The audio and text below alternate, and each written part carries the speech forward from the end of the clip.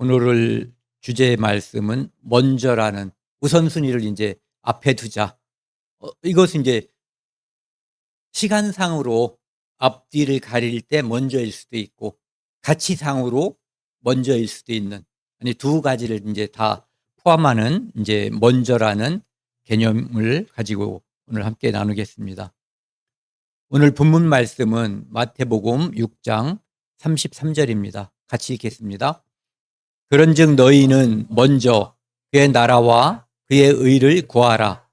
그리하면 이 모든 것을 너희에게 더하시리라. 함께 기도하시겠습니다. 아버지 하나님 감사합니다. 저희들 주일을 맞아 바쁜 일상에서 하나님의 말씀을 사모하여 모든 것을 뒤로 젖혀놓고 이제 말씀 앞에 교제 앞에 나왔습니다. 저희를 이곳으로 모아주시니 감사드립니다.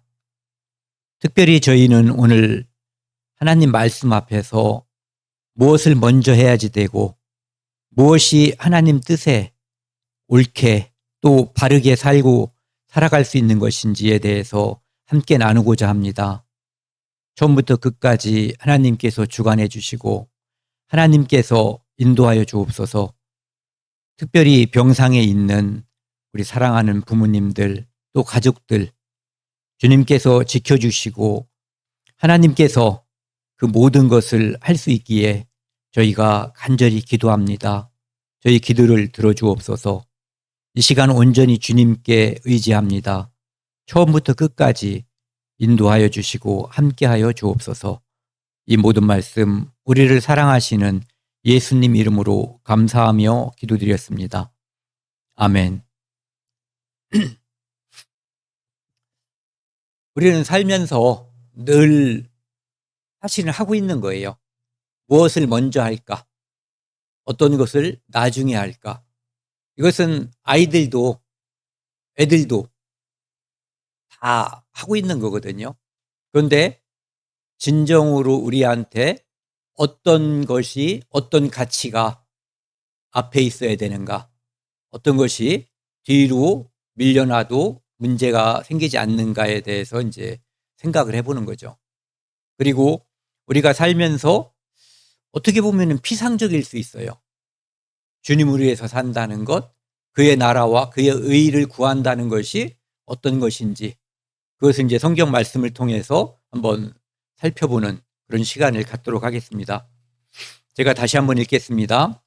그런즉 너희는 먼저 그의 나라와 그의 의를 구하라. 그리하면 이 모든 것을 너희에게 더하시리라. 이거 예수님께서 하신 말씀이잖아요. 우리가 흔히 이제 산상수훈 또는 산상교훈이라고 하는 말씀이 있거든요. 마태복음 5장부터 7장까지의 말씀이에요. 예수님께 산에 가서 이제 딱 가시니까 제자들과 수많은 무리들이 그분 앞에 이제 앉은 거예요. 어떤 말씀을 듣기 위해서. 그래서 그때 하신 말씀이 이제 특별히 산에서 산 꼭대기에서 하셨다고 해가지고 산상수훈 또는 산상교훈이라고 하는 거죠. 그게 이제 5장부터 7장까지인데 지난번부터 저희는 주로 6장에 대해서 기도 문제와 관련돼서 6장에 대해서 많이 했는데 오늘도 주로 6장에 대해서 말씀을 나누고자 합니다. 오늘 이 말씀을 그런즉 너희는 먼저 구하라. 구하는 내용은 괄호 속에 있는 거예요. 먼저 구하라. 무엇을? 그의 나라와 그의 의를. 그리고 그리하면 조건이에요. 이거를 하면 먼저 이것을 하면 이 모든 것을 너희에게 더하시리라. 약속이거든요. 조건이면서 약속이에요. 그러니까 앞에 것이 이루어지면 뒤 것은 자동인 거예요. 우리가 살면서 호흡이라는 게 있거든요. 숨을 깊이 들이쉬면은 어느 정도 시점이 되면은 내뱉게 돼 있어요. 그냥 자연스럽거든요. 이것도 자연스러운 거예요. 앞에 것이 이루어지면 뒤에 것은 하나님께서 하나님의 약속은 변함이 없는 거거든요. 그분은 신실하시기 때문에 앞에 것을 조건을 충실하게 이행하면 뒤에 것은 하나님께서 책임져 주시겠다라고 약속한 거예요. 그런데 앞에 것이 관철이 되지 않으면, 이 조건이 이루어지지 않으면 뒤에 것이 되지 않는 거예요. 뒤에 것을 하려고 아무리 애를 쓴다고 해서 앞에 것이 이루어지진 않아요. 그런데 앞에 것을 먼저라는 단어가 들어있거든요. 구하면 그 뒤에 것, 그러니까 이 모든 것은 진짜 그 모든 것이에요. 우리 삶에 필요한, 우리가 살면서 필요하다고 느끼는 그것들은 하나님께서 책임지신다는 거죠. 일테면은 그 이스라엘 민족이 애굽에서 나와서 광야에 있을 때 그들에게 필요한 것을 누가 먼저 아셨을까? 하나님이 먼저 아신 거예요. 홍해 앞에 섰을 때 그들에게 구원이 필요하다는 것을 누가 먼저 알았을까? 하나님이 아시고 그들을 그곳으로 인도한 거예요. 정말로 하나님이 아니면 불가능한 상황으로 하나님이 넣으신 거예요. 그리고 하나님만이 너희의 구원자라고 하는 것을 보여주신 거죠. 앞에는 도저히 인간이 어쩔 수 없는 바다가 있었고, 뒤에는 그 당시 세계 최강의 군대, 파라오의 전차 부대가 쫓고 있었어요. 거기에 맞닥뜨려서 싸울 수는 없어요. 싸워봤자 의미도 없고.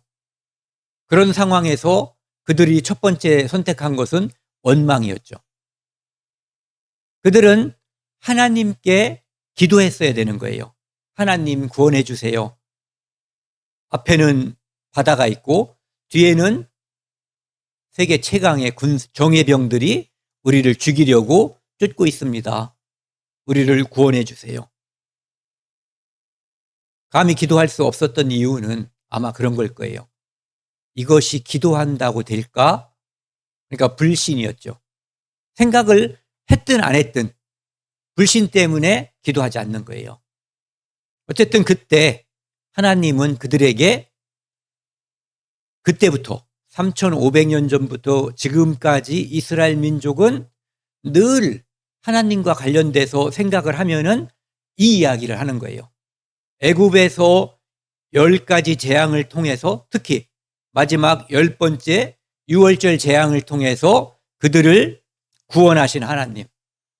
앞에는 홍해바다, 뒤에는 애굽의 정예병들이 쫓고 있을 때 그 바다를 권능으로, 오직 유일하신 하나님의 권능으로 가르시고 그들을 건너게 하시고, 애굽의 전차가 그들을 쫓을 때 그들만 물속에다가 수장시켜서 전멸시키신 하나님, 그 하나님을 성경에서 자주 인용해요.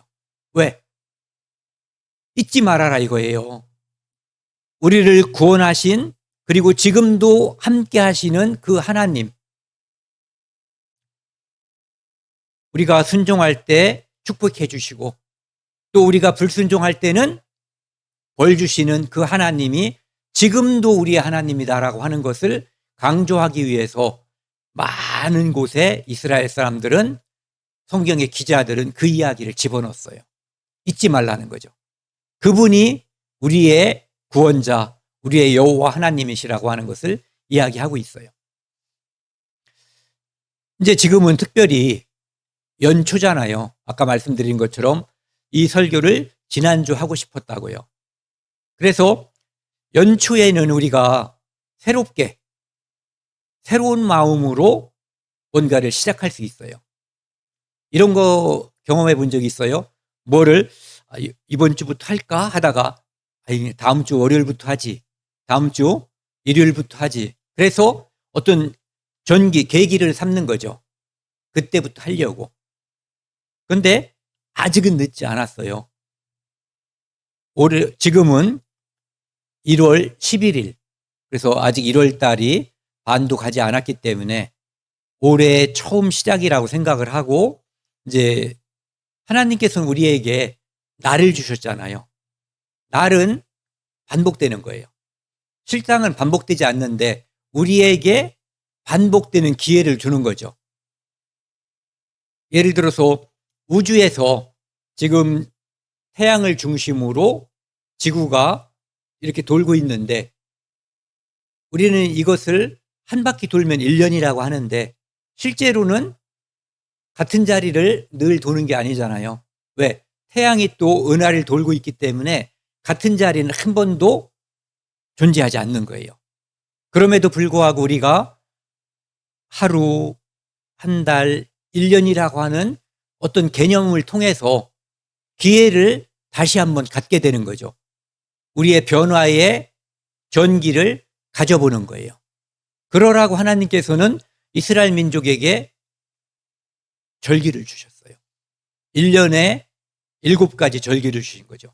그 절기를 통해서 그때그때의 의미가 있었지만 궁극적으로 하나님께서 절기를 주신 이유는 나중에 그 절기의 실체이신 예수 그리스도 메시아가 이 땅에 오셨을 때 너희는 발견하라는 거죠.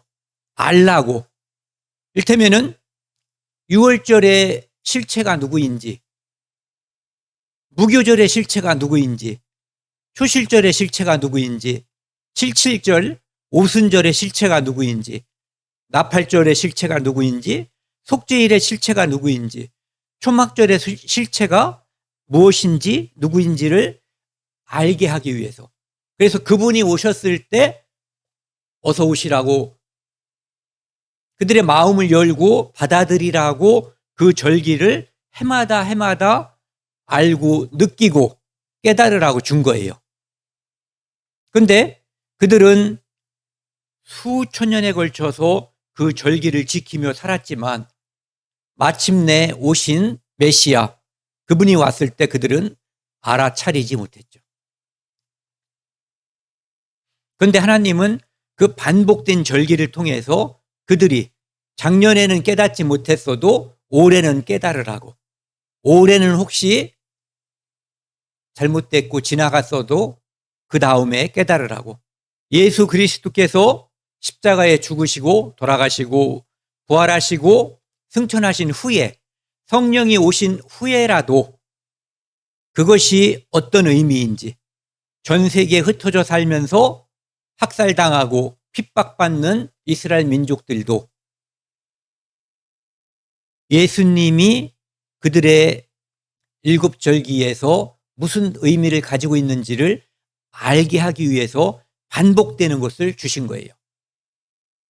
그리고 신약시대 성도들에게는 6월절은 우리를 십자가에서 피 흘려 죽으시고 구원하신 예수님을 상징하는구나. 그리고 마지막에 초막절은 그리스도께서 통치하는 천년왕국을 상징하는구나 하는 것을 알 수 있게끔 이 반복적인 절기를 통해서 신약시대는 이 절기를 지키지 않아요. 다만 의미를 깨닫고 우리가 미래에, 지금 우리는 여기까지 지나간 거예요. 우리 성도들에게는. 그 다음에 나팔절 휴거와 그리스도의 재림, 그 다음에 이스라엘이 이제 민족적으로 구원받는 일, 그리고 천년왕국에서 이스라엘도 구원받은 이스라엘, 그 다음에 모든 시대에 걸쳐서 구원받은 성도가 함께 참여하는 천년왕국, 그 왕국 시대에 들어가게 되는 거죠. 그것을 보여주시는 거예요. 그 다음에 이스라엘 민족은 매일매일 반복되는 일을 통해서 하나님이 누구신가를 알게 해주셨어요. 만나를 주셨죠. 매일 만나를 내려주셨어요. 그리고 안식일 전날에는 이틀치를 주신 거예요. 그것을 통해서 이 만나를 주시는 분이 하나님이심을, 마치 선악과를 먹지 말라고 했던 것처럼 너희에게 이것을 하시는 분, 이것을 주시는 분이 하나님이심을 깨닫게 해주신 거죠. 그리고 밤에는 불기둥으로 임마누엘이었던 거예요. 만나를 주시는 하나님 못지않게 중요한 것이 임마누엘 하나님.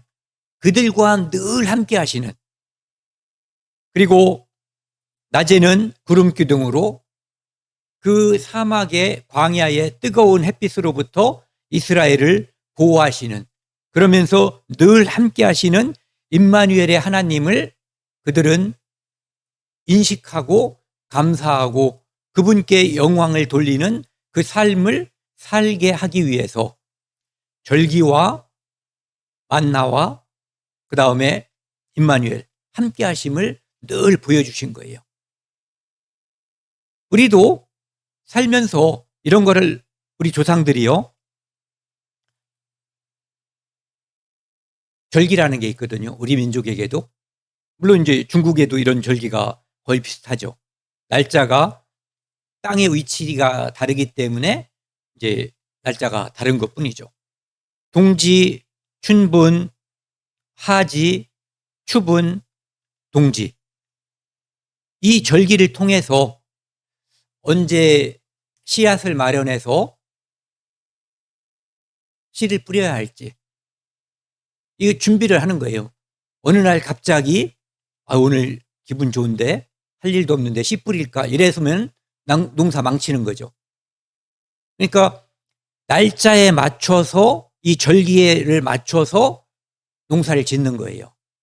그리고 이때쯤 뭐 예를 들어서 추분 때 우리 누구를 뭐 만나야지, 누구 결혼을 이때 농사 다 끝나고 나서 이때쯤 해야지, 뭐 이런 것을 계획을 잡을 수가 있는 거죠.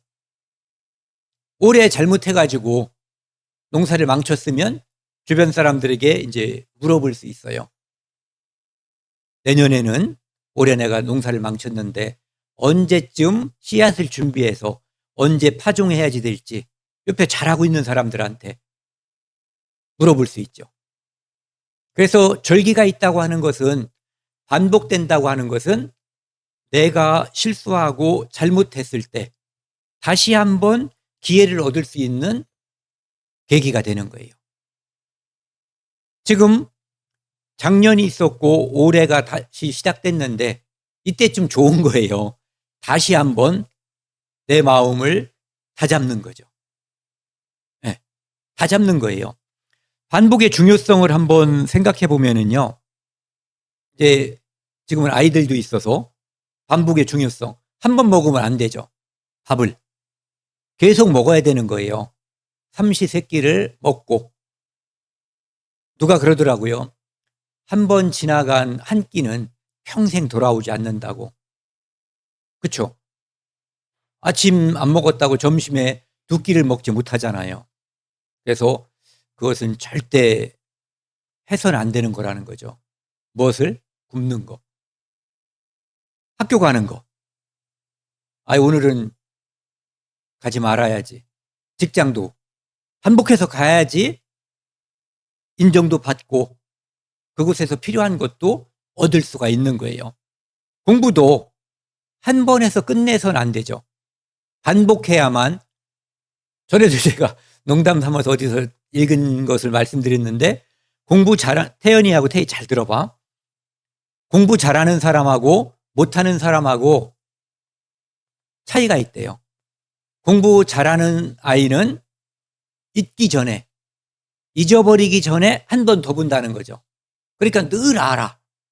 그런데 공부 못하는 놈들은 잊어버린 다음에 다시 보니까 늘 새로운 거예요. 10번을 봤는데 늘 새로워. 근데 공부 잘하는 애들은 잊기 전에 보는 거예요. 늘 알아. 그리고 우리 뇌는 이 기억 능력이 그런 식으로 되는 거예요. 잊기 전에 한번 보면 기억이 오래 연장되는 거죠. 기도하는 거. 이것도 제가 그전에 한번 말씀드렸었어요. 진짜 믿음이 좋으면 한번 기도하고 딱 끝이지. 뭐 반복해서 할 필요가 있냐. 하나님은 그러신 분일 수도 있어요. 하지만 우리의 기도가 하나님께 요청하는 기도만 있는 게 아니거든요.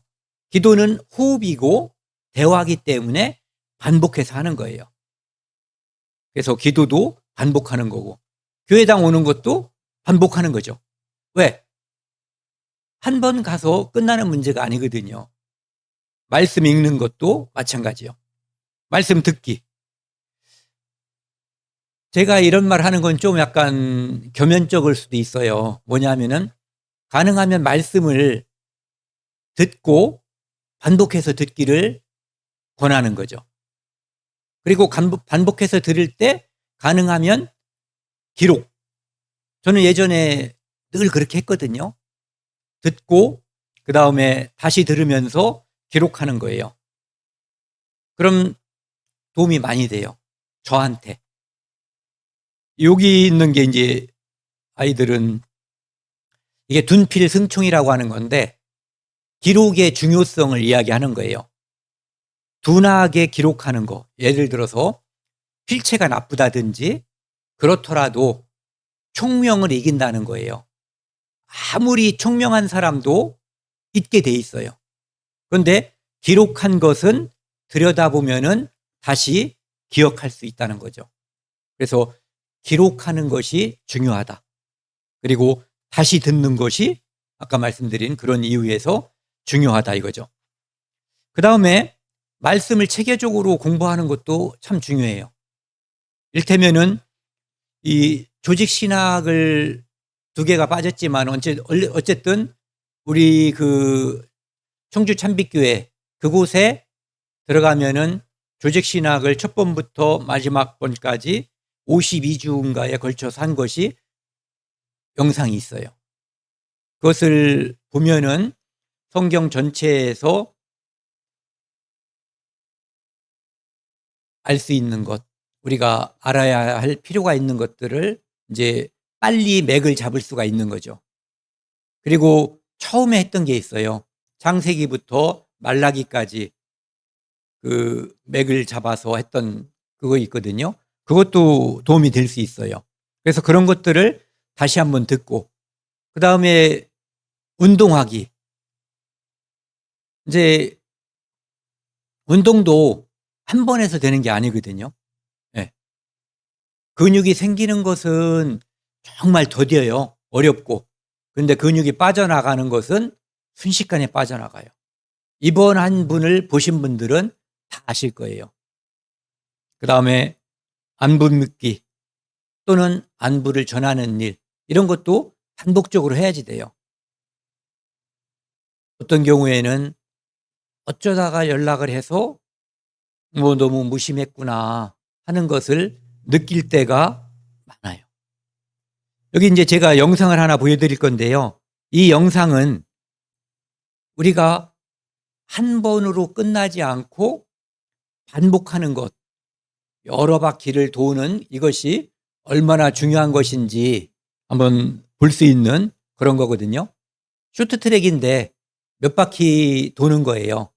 한 바퀴만 돌고 끝냈다면 우리나라 선수가 우승하지 못했어요.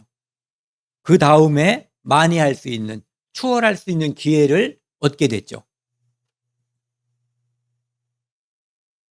한번 보시면 김민현 선수 지금 스피드를 붙이면서 앞으로 쭉쭉쭉쭉 나가는데요. 중국 선수 여기서 주지 않으려고 애를 쓰고 있습니다만 김민현 선수가 네, 한 번에 쭉 나가야 됩니다. 앞으로 선수 계속 스피드를 한 바퀴 돌았을 때는 1등으로 나가지 못했죠.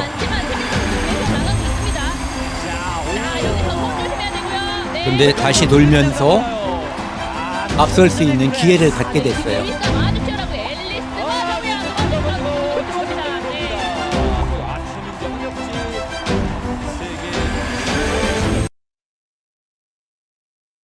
우리도 어떤 연초에는 1등 하라는 얘기를 하는 게 아니에요.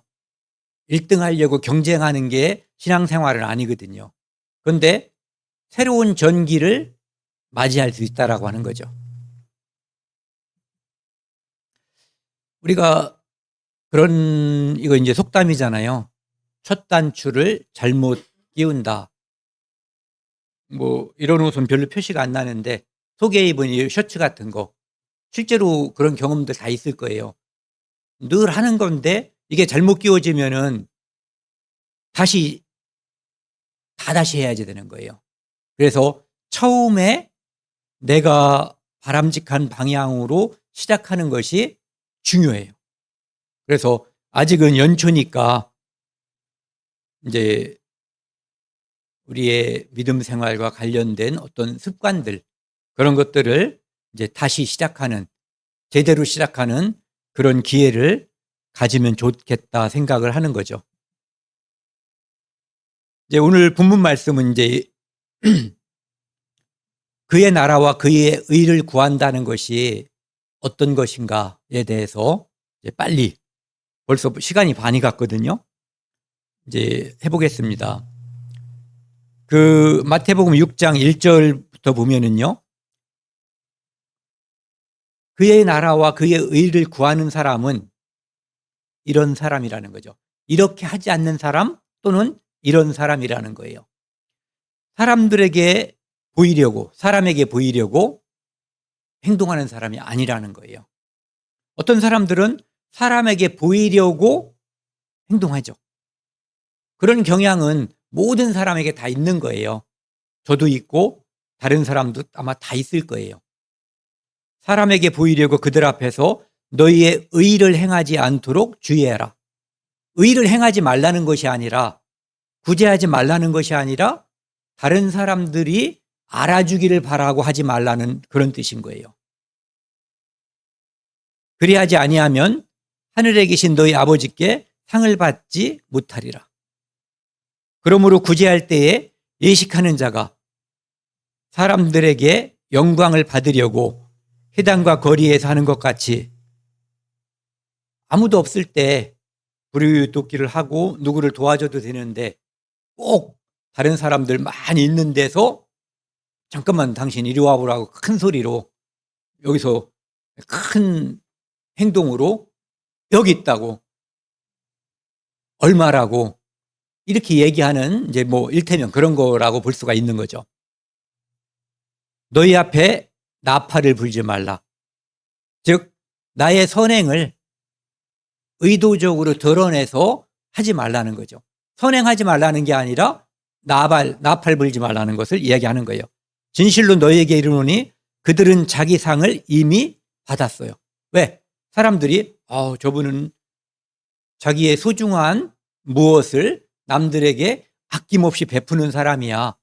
이를테면은 연말에 무슨 기업 회장님께서 부르짖기에 얼마를 냈다 이러면은 전 국민이 다 알게 되죠. 이런 것은 외식하는 거고 나팔 부는 행위에 속하는 거다, 이런 얘기죠. 하지만 안 하는 것보다는 낫죠. 예. 너는 구제할 때에 오른손이 하는 것을 왼손이 모르게 하여, 이건 불가능한 일이죠. 그런데 이 말은 나팔 불지 말라는 거예요. 네 구제함을 은밀하게 하라.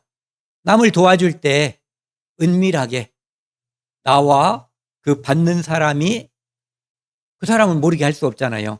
심지어는 그 사람도 누가 하는지는 모르게 할 수 있죠.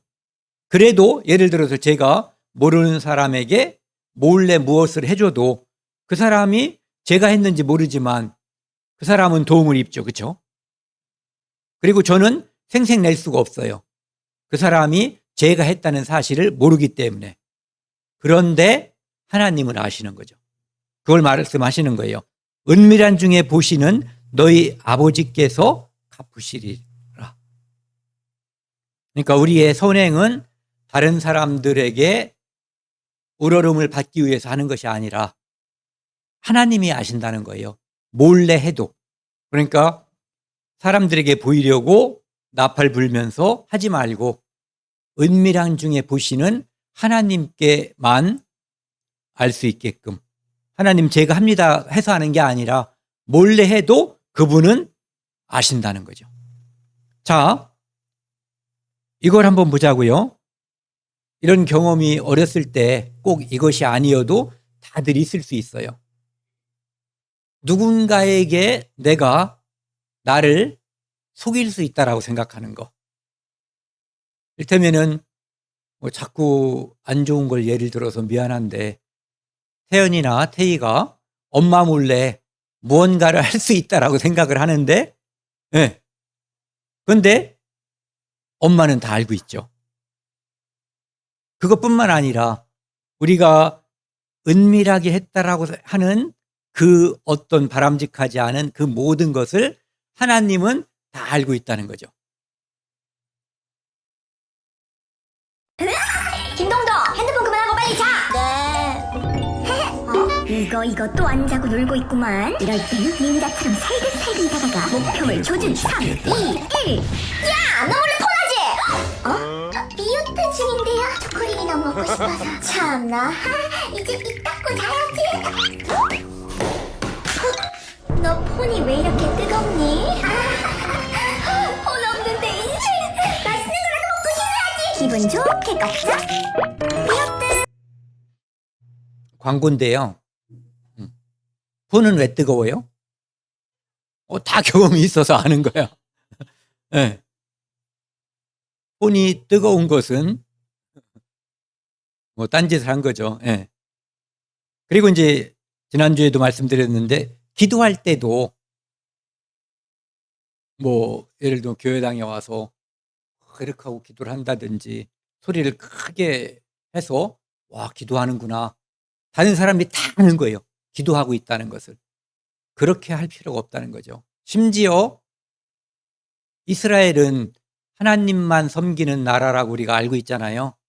거기서 이제 다른 사람들 보게 사람들 많이 돌아다니는 곳에서 해단과 큰 거리는 사람들이 돌아다니는 곳이잖아요. 발견될 가능성이 높은 곳. 그곳에서 이렇게 하고 뭐라고 막 기도하는 거예요. 특히 이제 이렇게 기도하는 거죠. 저는 훌륭한 사람이라고 누구도 도와주고 누구도 도와주고 뭣도 하고 저놈과 같진 않고 이런 기도를 하는 거예요. 기도할 때 꾸미는 자와 같이 하지 말라. 그들은 사람에게 보이려고 회당과 큰 거리 어귀에서 기도하기를 좋아한다는 거예요. 내가 진실로 너희에게 이르노니 그들은 자기 상을 이미 받았느니라. 아까 그 사람들도 이미 상을 받았다고 그랬죠. 구제할 때 사람들에게 보이려고 하는 사람들도. 그러니까 마찬가지예요. 같이 읽겠습니다. 너는 기도할 때에 네 골방에 들어가 문을 닫고 은밀한 중에 계신 네 아버지께 기도하라. 은밀한 중에 보시는 내 아버지께서 갚으시리라. 하나님은 우리가 잠수함을 타고 바다 깊은 곳에 가서 기도해도 들으셔요. 우주선을 타고 우주 밖에 나가서 기도해도 들으시고 소리를 한마디도 안 내고 마음속으로 기도해도 들으셔요. 내 마음속에 원한 또는 꼭 필요한 그것을 생각만 해도 그분은 아시는 분이에요. 그래서 은밀한 중에 보시는 아버지께서 갚아주시니까 다른 사람들에게 보이려고 그렇게 애쓰는 기도하는 것은 잘못이다라고 이야기하는 거예요. 그러니까 그의 나라와 그의 의를 먼저 구하는 사람은 이렇게 기도하는 사람이 아니라는 거죠. 어떤 기도? 골방에 들어가서 문 닫고 은밀하게 하는 기도가 바로 먼저 그의 나라와 그의 의를 구하는 사람의 기도라고 하는 거예요. 기도하지 말자는 뜻이 아니죠. 좀 전에 얘가 구제하지 말자는 뜻이 아닌 것처럼요. 그 다음에 금식할 때, 지난번에도 금식은 하나님께 집중하기 위해서 기도라든지 그런 것들 하나님께 최대한 집중하고 내 육신의 소욕을 끊고 집중하기 위해서 하는 거예요. 그런데 그것도 역시 이렇게 하는 사람이 있는 거예요. 기도할 때 너희는 예식하는 자들과 즉 겉을 꾸미는 거예요. 다른 사람에게 드러내기 위해서, 다른 사람에게 보여주게 하기 위해서 하지 말라는 거죠. 같이 슬픈 기색을 보이지 말라. 나 지금 새끼 굶었어요. 사람들한테 아주 초췌한 모습을 보여주는 거예요. 왜 이렇게 얼굴이 안 됐어? 왜 이렇게 수염도 안 깎고 있어? 나 지금 며칠째 금식기도 하고 있어요. 와, 며칠째 금식기도 하는구나. 와, 이런 소리를 듣고 싶어 하는 거예요. 그들은 금식하는 것을 사람에게 보이려고 얼굴을 흉하게 하느니라. 여기가 쏙 들어가야지 되고 수염이 삐쭉삐쭉 나와 있어야지 되고 머리카락도 헝클어져야지 되고 정돈 되지 않은 거죠. 내가 진실로 너희에게 이르노니 그들은 자기 상을 이미 받았느니라. 언제 받았어요? 와. 사람들이 와 할 때 저분은 금식하시는 분이야. 저분은 며칠 동안 지금 배를 곪고 기도하고 있대. 라고 사람들이 칭송하는 순간에 그는 상을 이 땅에서 이미 받은 거예요. 그래서 17절 너는 금식할 때에 머리에 기름을 바르고 얼굴을 씻으라. 아주 정갈한 모습으로 깨끗한 모습으로 누가 봐도 초췌한 모습이 아닌 요새 무슨 일이 있어? 이렇게 물어보지 않게끔. 네. 18절 같이 읽겠습니다. 이는 금식하는 자로 사람에게 보이지 않고 오직 은밀한 중에 계신 내 아버지께 보이게 하려 함이라. 은밀한 중에 보이시는 내 아버지께서 갚으시리라. 우리의 모든 삶의 행위 또는 언어, 먼저 그의 나라와 그의 의를 구한 그 모든 것들에 대한 보상은 이 땅에서 사람들에게서 받는 게 아니라는 거죠. 누구에게 받냐면은 하나님께서. 그러니까 이 땅에서 누군가에게 인정을 받지 못한 것, 심지어는 누군가에게 핍박을 받은 것, 또는 스데반이나 누구야? 갑자기 생각이 순교와 첫 번째 순교한 사도 네? 야고보에 이럴 때가 있어요. 야고보처럼 그렇다고 해도 어떤 사람은 그랬을 거 아니에요. 저 바보 같은 놈, 저 바보 같은 놈들 왜 그렇게 미련하게 살아서 저 흉한 꼴을 당할까라고 비웃을 수도 있어요. 그런데 성경을 제대로 믿고 있는 사람이면 내가 비록 그럴 수 없다고 해도 그 삶을 하나님께서 칭찬할 거라는 거. 나중에 하나님께서 나보다는 착하고 충성된 종이라는 표현을 그에게 할 것이라고 하는 것을 우리는 잘 알고 있어요.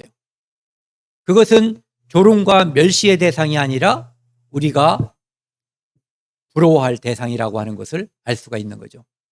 그들은 그들의 죽음을 통해서 사람들에게 와, 쟤는 저 사람은 심지어 목숨까지 버려가면서 하나님을 영광스럽게 하는 사람이야. 이것을 원해서 죽어주는 게 아니에요. 죽음 자리로 가는 게 아니에요. 은밀한 중에 보시는 하나님께서 그의 삶과 죽음을 인정할 뿐이죠. 사람에게 보이려고 얼굴을 흉하게 하느니라. 내가 진실로 너에게 이르노니 상을 이미 받은 거예요. 그래서 금식할 때 머리에 기름을 바르고 얼굴을 깨끗이 씻으라는 거고요. 마지막에 은밀한 중에 보시는 내 아버지께서 갚으시리라. 이것이 있기 때문에 우리는 안심할 수 있고 우리는 위로받고 우리는 기뻐하고 즐거워할 수 있는 거예요. 왜? 그리스도인은 억울할 수가 없는 사람이에요. 다른 사람들은 억울한 게 많죠. 왜 억울하냐면은 내가 한 것에 대해서 인정을 못 받을 때 있어요. 심지어는 오해받아서 다른 사람들에게 나쁜 평가를 받을 수도 있어요. 직장에서도 그렇고 가족에게도. 가장 사랑하는 사람들에게도 오해받거나 미움을 받을 수도 있어요. 심지어 죽기까지 할 수 있죠. 그런데 그 모든 오해가 하나님이 모른다면 억울할 수 있잖아요. 나는 인정받지 못하니까. 그런데 우리 삶의 최종적인 평가는 어디서 받는 거냐면은 하나님 앞에서 받는 거예요. 천국과 지옥이라고 하는 평가도 하나님 앞에서 받는 거고, 천국 가는 사람들 중에서 착하고 충성된 종아 상급을 어떻게 하나님께서 결정하실 건가, 그것도 그분이 판단하시는 거예요. 이 땅의 사람들의 어떤 판단과 결정, 평가는 중요한 게 아니에요. 그것이 중요하면 억울할 수도 있고 화날 수도 있죠. 그런데 하나님께서 100% 다 알고 계시는 거예요. 그래서 그리스도인은 억울할 수 없다. 억울해하지 말자 이거죠. 왜? 그분이 알고 있으니까. 최종 평가자께서. 직장에서 잘 알아주지 않으면 내가 한 일을 다른 사람이 평가받고 그러면 화가 나요. 그런데 그때도 화낼 필요 없다는 거죠. 하나님은 알고 계셔요. 은밀한 중에 다 보시는 거예요. 그분이 모든 것을, 선과 악, 말한 것과 행동한 100% 모든 것을 하나님이 알고 계셔요. 그러니까 억울해하지 말자. 아니, 억울해할 수 없다. 이런 거죠. 또 먼저 그의 나라와 의를 구하는 사람은 이런 사람이에요. 너희를 위해서 보물을 땅에 쌓아두지 말라. 거기는 좀과 동록이 해하며 도둑이 구멍을 뚫고 도둑질하느니라. 좀 알죠? 애들은 잘 모를 수도 있는데 좀 쓰는 거. 천 같은 거나 이런 데 보면은 좀이 쓸면 그 천을 못 쓰게 되는 거죠. 동록 같은 것은 그렇다면 이제 그 무슨 그릇이야, 유기 그릇 같은 거, 거기 오래 보면은 동록이 쓸어버리죠. 네. 그런데 그것은 오랫동안 관리하지 않으면 그런 일이 벌어지는 거예요. 그런데 여기는 너희를 위해서 보물을 땅에 쌓아두지 말라는 거예요. 거기는 땅은 좀과 동록이 해하며 내가 심혈을 기울여서 준비한 것이 가치가 0, 빵이 될 수 있다는 거죠. 우리 장모님은 이걸 잘 알고 계셔요. 제가 하도 반복해서 말씀을 드려서. 이병철 씨가 그 회장님이 돌아가실 때 아무것도 가져가지 못했다는 것. 그의 아들 이건희 씨도 아무것도 가져가지 못했다는 것. 왜? 이 땅에 있는 것들은 다 변하는 것들이에요. 이 땅에서 우리가 가져갈 수 있는 것은 두 가지예요. 하나는 믿음, 두 번째는 믿음으로 행한 것. 그 외에 많은 지식, 많은 돈, 많은 권력, 어떤 것도 가져가지 못해요. 그것은 여기 있는 것처럼 좀과 동록이 슬게 되고 도둑이 구멍을 뚫어서 가져가는 것처럼 영원한 세상, 영원한 곳으로 옮기지 못해요. 내 평생 내가 피 흘리고 땀 흘려서 준비했다고 해도. 어떤 사람들은 열심히 공부해가지고 박사학위를 몇 개씩 가진 분도 있어요. 고생 많이 했겠죠. 그 고생을 우습게 여기는 게 아니에요. 더 중요한 것, 먼저 해야 될 것이 있다는 거죠. 돈 많이 번 것을 멸시하는 게 아니에요. 누군가가 돈을 많이 벌고 많이 고용하고 다른 사람들에게도 함께 일하고 함께 살 수 있는 기회를 주기 때문에 훌륭한 거예요. 그런데 그것이 전부인 것처럼, 그것이 인생의 목적인 것처럼 살면 나중에 좀과 동록 때문에 또 도둑이 그것을 다 훔쳐간 것처럼 느낄 때가 반드시 온다는 거죠. 그래서 오직 너희를 위하여 보물을 하늘에 쌓아두라. 하늘에 쌓아두는 방법은 이거예요. 그의 나라와 그의 의를 먼저 구하는 삶이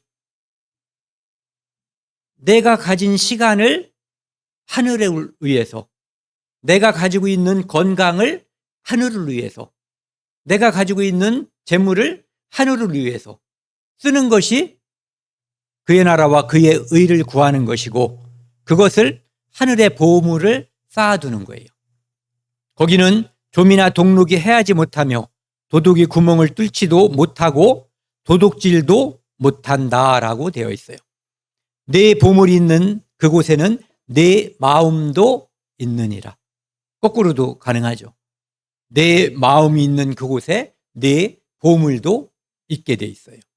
그래서 나는 이 땅에서 무엇을 보물로 여기고 있는지, 누가 그런 말 하는데 진짜 맞는 거예요. 내가 어디에 돈을 쓰는 것을 보면은 그 사람의 가치관, 그 사람이 무엇을 위해 사는가를 알 수 있다는 거죠. 어떤 사람들은 뭐 자기 치장하는 거, 뭐 요거 찍어 바르고 뭐 들고 다니고 차 타고 이런 거에만 다 쓰는 사람이 있어요. 어떤 사람은 공부하는 책만 잔뜩 사는 사람이 있어요. 일단 사는 거죠. 읽는 것은 뭐 그 자식들이 읽을지 모르지만은. 그러니까 다들 가치관이 다른 거예요. 이 눈을 보시면요. 우리가 가지고 있는 이 눈은 육체를 바라볼 수 있는 눈이에요. 누가 그런 설교를 하더라고요. 우리가 이게 새가 나는 이 하늘을 첫 번째 하늘이라고 그러잖아요. 그 다음에 별들이 있는 곳을 두 번째 하늘, 하나님이 계신 곳, 천국, 세 번째 하늘. 첫 번째 하늘과 두 번째 하늘은 어떻게 도달할 수 있냐면은 연료가 있으면 가는 거예요. 비행기든 로켓이든 연료가 있으면 가는 거예요. 그런데 세 번째 하늘, 하나님이 계신 천국은 무엇으로 어떻게 가는가? 무엇으로 갈 것 같아요?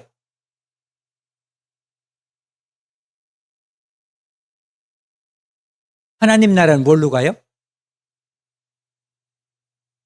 서로 떠밀고 있네. 네. 예수님의 피를 믿는 믿음으로 가는 거예요. 거기는 연료로 갈 수 없어요. 아무리 많은 연료를 준비해도 갈 수 없는 거예요. 아무리 많은 지식, 지혜를 가지고 있어도 못 가고 많은 권세를 가지고도 못 가요. 높이뛰기를 아무리 잘할 수 있는 건강을 가지고도 갈 수 없는 곳이에요. 그것처럼 하나님 나라는, 그의 나라와 그의 의를 구하는 사람은 이 눈을 가지고는 그 나라와 그의 의를 구할 수 없어요. 믿음의 눈을 가지고만 그 나라와 그의 의를 구하고 거기에 투자할 수 있는 거예요. 믿음의 눈이 있어야만 그 지혜가 열려 있는 거예요. 이 눈 가지고는 불가능한 거죠. 여기 어떤 분이 이런 실험을 했어요. 이 설명을 먼저 간단하게 드릴게요. 이 상자에, 아니 요 통 있잖아요. 요 병에 이 큰 공을 집어넣었어요. 그러니까 얼만큼 넣고 나면은 꽉 차죠. 이제 이 유리는 꽉 찬 거예요. 꽉 찼습니까? 하니까 학생들이 네, 꽉 찼습니다 이러죠. 근데 거기에다가 이 공보다 작은 어떤 것들을 집어넣으니까 또 들어간 거, 꽉 찬 게 아니라 또 들어가는 거죠. 그 다음에 더 작은 것, 모래를 집어넣으니까 또 들어가는 거예요. 이제 진짜로 꽉 찼죠. 병 입구까지 모래를 채웠으니까. 그런데 거기다 물을 부으니까 맥주를 부었어요. 그러니까 또 들어가는 거예요. 그런데 그 거꾸로 했다면 물을 붓는 순간 어떤 것도 더 들어갈 수가 없죠. 물이 넘치기 때문에. 그래서 우선순위가 중요하다는 거예요. 우리가 그의 나라와 그의 의를 구하는 믿음이라고 하는 것, 하나님을 믿는 믿음, 예수 그리스도를 구세주로 믿는 그 믿음이 우리 삶을 먼저 채우지 않으면 다른 어떤 것들을 채워도 이 삶은 충족되지가 않는 거예요. 심지어 그것은 아무런 의미가 없을 뿐만 아니라 우리에게 진정한 나에게 해를 주는 거죠. 왜? 나의 지식, 나의 부, 나의 건강이 실제로 나의 구원에 지장을 주는 경우를 많이 봐요. Is this jar full? And is it full now?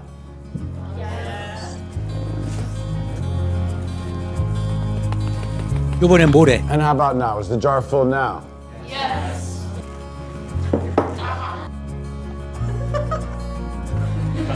Now I want you to recognize that this jar represents your life. Golf balls are the important things, your family, your friends, your health, and your passions. The pebbles are the other important things, your car, your job, your home. The sand is everything else, it's just the small stuff. Now, if you put the sand into the jar first, you won't have room for the pebbles or the golf balls. The same is true in life.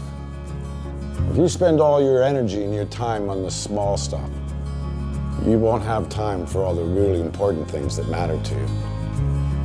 Pay attention to the things that are critical to your happiness. 물론 이 사람이 중요하다고 강조하는 것과 우리가 중요하다고 알아야 하는 것은 차이가 있어요. 하지만 우리는 요 교수가 실험을 통해서 무엇을 말하려고 했는지 그리스도인의 입장에서 생각해 볼 수가 있는 거죠. 그것을 먼저 채우는 것, 그것을 먼저 하는 것, 그의 나라와 그의 의를 구하는 그것이 우리 삶을 가장 하나님 앞에 풍성하게 한다는 것, 가장 좋은 평가를 받게 해준다는 거죠. 그리고 그의 나라와 그의 의를 구하는 사람은 두 주인을 섬기지 않는 사람이에요. 하나의 주인을 섬기는 사람. 여기도 역시 마찬가지예요. 우리에게 그러면 물질, 재물이 필요 없냐? 그런 말을 하는 게 아니에요. 우선순위의 문제를 이야기하는 거죠. 그리스도인도 잘 살면 더 좋아요. 그것이 허락된다면. 그런데 그 문제가 하나님을 섬기고 첫 번째, 구원받는 문제에 지장을 준다면 문제가 생기는 거죠. 또는 구원을 받았는데 그 삶이 아직도 그 눈이 아까 말씀드린 것처럼 물질만을 바라보는 그 눈이어서 믿음의 눈으로 완전히 전환되지 않는다면 오히려 그것이 문제를 야기한다는 거예요. 그래서 한 사람이 두 주인을 섬기지 못할 것이니 예전에 적절한 예는 아닐 수 있지만 여자를 둘을 얻어놓으면 똑같이 사랑할 수 없죠. 자식도 똑같이 사랑하는 것처럼 보이는데 애들은 늘 왜 나만 안 사랑하냐고 쟤만 더 사랑하냐고 하거든요. 네. 그래서 한 사람이 두 주인을 섬기는 것은 어려운 거예요. 혹 이를 미워하고 저를 사랑하거나 저를 더 사랑하거나 혹 이를 중히 여기고 저를 경히 가볍게 여김이라. 여기 잘 보세요. 너희가 하나님과 재물을 겸하여 섬기지 못하느니라. 여기서 두 주인은 하나님을 주인으로 섬기고 재물을 주인으로 섬기는 이것을 이야기하는 거예요. 그리고 전제 조건은 재물이 필요 없다고 말을 하는 게 아니에요. 우선순위가 재물에 가는 것이 문제가 있다라고 말하는 것뿐이죠. 그러므로 내가 너희에게 이르노니 목숨을 위하여 무엇을 먹을까 무엇을 마실까 몸을 위하여 무엇을 입을까 염려하지 말라. 광야에서 이스라엘 민족이 염려했죠. 염려했어요. 염려 안 해도 하나님께서 준비하고 있었죠. 목숨이 음식보다 중하지 아니하며 서리법이죠. 몸이 의복보다 중하지 아니하냐. 그러니까 목숨이 음식보다 더 중요하고 몸이 입는 옷보다 더 중요하다는 거예요. 목숨하고 똑같은 거죠. 그러니까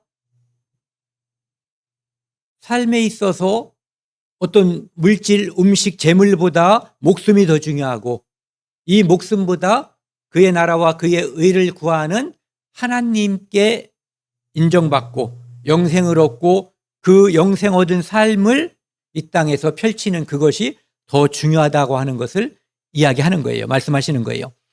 공중의 새를 보라.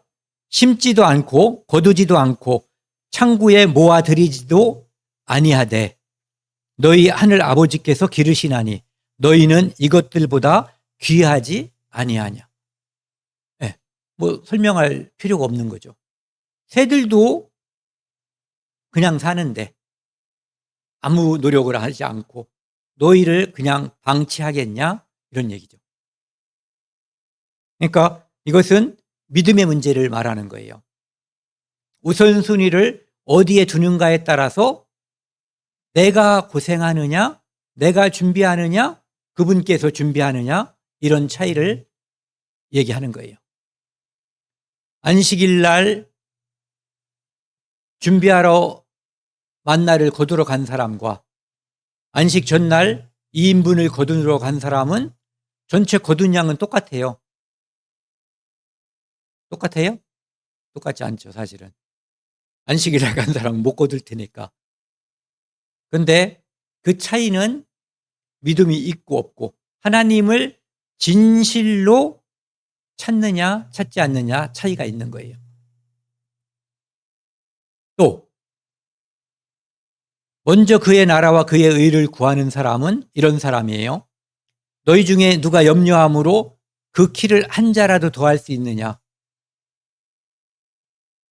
걱정해서 키가 더 크겠냐 이런 얘기죠. 오히려 걱정하고 잠 안 자면 키가 덜 큰다고 그러잖아요. 네. 또 너희가 어찌 의복을 위하여 옷을 위하여 염려하느냐. 들의 백합화가 어떻게 자라는가 생각하여 보라. 수고도 아니하고 길쌈도 아니하느니라. 직조 있잖아요. 이렇게 실을 빼서 천을 만들고 그런 과정이 없는데도 백합화가 너무너무 아름답다는 거죠. 그래서 심지어 그러나 내가 너희에게 말하노니 솔로몬의 모든 영광으로 입은 것이 이 꽃 하나만 갖지 못하다. 하나님이 볼 때 하나님이 평가하는 거예요. 이 백합화가 솔로몬이 입었던 그 모든 화려한 의복, 왕의 의복이니까 얼마나 화려했겠어요. 그런데 이 의복보다 백합화가 더 아름답다 이런 얘기예요. 그러니까 하나님을 믿고 의지하라는 거죠. 너희가 아무리 애써도 하나님이 주시는 것, 하나님이 준비한 것, 그 이상을 뛰어넘을 수 없다는 거예요. 아무리 개고생을 날밤을 새서 한다고 해도. 자, 또 오늘 있다가 아궁이에 던져지는 들풀 이런 거 많죠. 그냥 낫으로 베어다가 말렸다가 떼버리는 또는 떼지도 않고 그냥 사라져버리는 풀들. 하나님이 이렇게 입히시거든. 저는 미안할 때가 많아요. 저 들판 같은 데 가서 산에 가면은 하나님이 분명히 만든 피조물인데 이름을 몰라. 그래서 그냥 꽃, 그냥 들풀, 그냥 새. 미안하잖아요. 하나님이 만든 정성을 다하는 하나님께서 그곳에 필요해서 만들어 놓은 건데 제가 이름을 모르니까요. 하물며 너희일까 보냐 믿음이 작은 자들아. 이렇게 들풀도 하나님이 입힌다는 거예요. 금방 사라질 들풀도. 그러므로 염려하여 이르기를 무엇을 먹을까 무엇을 마실까 무엇을 입을까 하지 말라. 왜? 그들도 필요한 것을 영양분을 주고 마시게 하고 입게 하고 먹게 해서 들풀도 살게 했고 새도 살게 했고 백합화도 하나님께서 그 솔로몬의 옷보다 더 아름답게 키우셨다는 얘기예요. 이는 다 이방인이 하나님을 모르는 사람이 하나님을 믿지 않는 사람들이 구하는 것이다. 너희 하늘 아버지께서 이 모든 것이 너희에게 있어야 할 줄을 아시느니라. 이게 답이에요. 그분이 아신다는 거죠. 아기를 놔놓고 아기가 굶어 죽을 것을 젖 안 주면 엄마는 다 알죠. 그러니까 아기가 걱정해서 애가 젖 먹고 자라는 게 아니라 엄마가 알고 먹이기 때문에 애가 자라는 거예요. 태은이, 태희, 끄덕끄덕 해야지. 맞지? 자, 오늘 여기까지 합니다. 그런즉 같이 읽겠습니다. 33절, 34절 같이 읽겠습니다. 그런즉 너희는 먼저 그의 나라와 그의 의를 구하라. 그리하면 이 모든 것을 너희에게 더하시리라. 그러므로 내일 일을 위하여 염려하지 말라. 내일 일은 내일이 염려할 것이요 한날의 괴로움은 그날로 족하니라. 하나님이 준비하고 하나님을 믿는 사람은 하나님이 책임진다는 거예요. 안 믿으면 네가 책임져라 이런 얘기예요.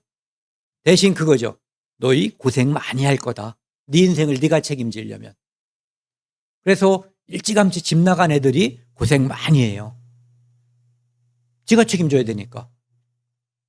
그러므로 내일 일을 위하여 염려하지 말라. 비가 오는데 어떤 사람은 막 뛰어가요. 어떤 사람은 천천히 걸어가요. 물어봤어요. 당신은 왜 천천히 걸어갑니까? 이렇게 물어보니까 왜 뛰어가서 앞에 오는 비까지 맞냐고. 그게 이 얘기가 바로 그 얘기예요. 오늘 우리 삶이 끝난다면 내일 내가 내일을 위해서 준비한 것, 내일 때문에 고민하고 걱정한 모든 것이 의미가 있어요, 없어요? 없어요. 그래서 우리는 오늘 사는 거예요. 오늘 최선을 다하는 거죠. 내일은 보장된 게 아니에요. 그래서 내일 걱정은 내일이라고 하는 놈이 할 거니까 내일 걱정까지 끌어다가 걱정 속에 살지 말라는 말씀입니다. 오늘은 여기까지 하겠습니다.